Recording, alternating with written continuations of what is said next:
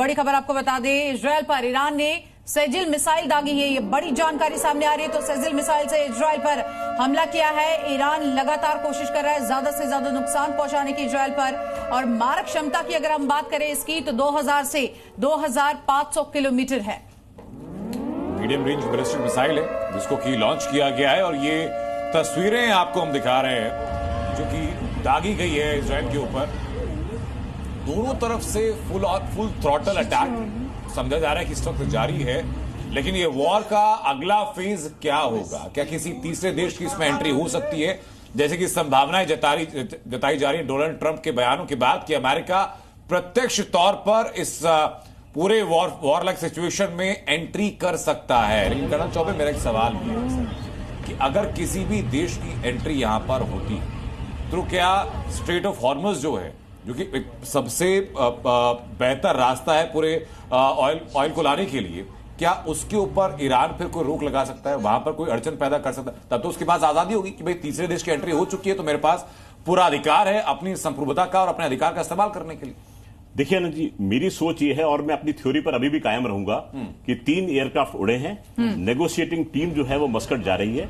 Negotiations Muscat में हो रहे हैं और चोरी छिपे हो रहे हैं। लेकिन अगर ये नेगोशिएशंस हो रहे हैं तो कन्वेंशनल वॉरफेयर जो है वो जारी रहेगा। ईरान अटैक करता रहेगा, इजराइल अटैक करता रहेगा, अमेरिका अपना पोस्चर मेंटेन करता रहेगा। कल के दिन 2 सूरत निकल सकती हैं, या नेगोशिएशन सक्सेसफुल हुए या नेगोशिएशंस फेल हो गए। नेगोशिएशंस फेल कैसे होंगे? क्योंकि अमेरिका का एक ध्येय है रजीम चेंज। रजीम चेंज के लिए जो टीम गई है वो मेरा मानना है कि वो नहीं मानेगी, क्योंकि उनको एक्सेप्टेबल नहीं है। 4 मशहूर स्तंभ हैं ईरान के और वो पहले स्तंभ को ढहता हुआ नहीं देख सकती। नेगोशिएशन जब फेल होंगे, ईरान का कमर जो है दीवार से लग चुकी होगी और ईरान फिर वो सब कदम उठाएगा जिसका हम सबको अंदेशा है, यानी कि वो अमेरिकन टारगेट्स को एंगेज करेगा।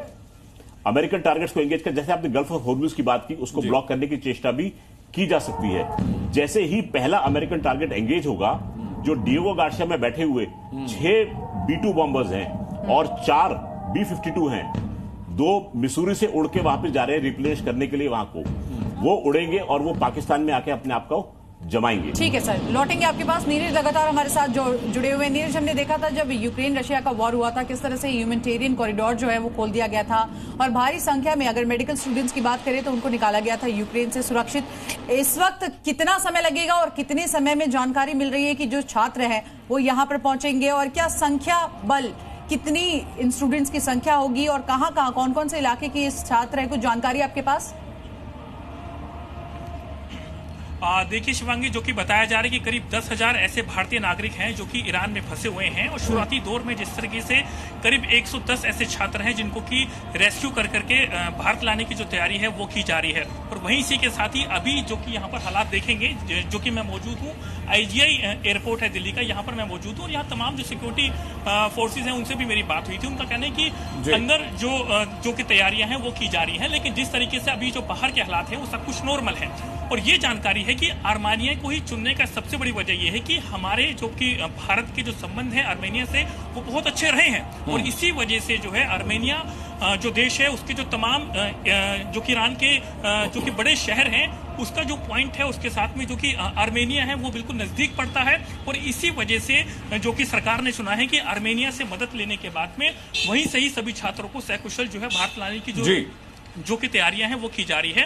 और ये भी जानकारी है कि करीब 10,000 ऐसे भारतीय नागरिक हैं जो कि ईरान में फंसे हैं और सभी को लाने की जो तैयारी है वो विदेश मंत्रालय की तरफ से लगातार जारी है। उसको लेकर के बड़ी जो तैयारियां हैं वो लगातार जारी हैं। उसको लेकर के एक 24/7 कंट्रोल रूम जो है वो बनाया गया है भारत में। और इसी के साथ ही ईरान में जो कि भारतीय दूतावास है वहां से भी बड़े जो अधिकारी हैं वो लगातार उन सभी लोगों से टच में हैं जो कि ईरान में फंसे हैं। उनको सकुशल लाने के लिए बाय रोड जो कि ऐसा रूट बनाया गया है जिसके जरिए वहां पर कोई भी नुकसान उनको ना हो और उसके बाद में आर्मेनिया बॉर्डर के पास पहुंच करके उनको आर्मेनिया में एंट्री करवाने के बाद में वहां से फ्लाइट के जरिए भारत जो लाने की तैयारी है वो यहाँ पर लगातार चल रही है। अभी शुरुआती में जो है करीब 110 ऐसे मेडिकल स्टूडेंट बताए जा रहे हैं जो कि ज्यादातर जो है कश्मीर के हैं।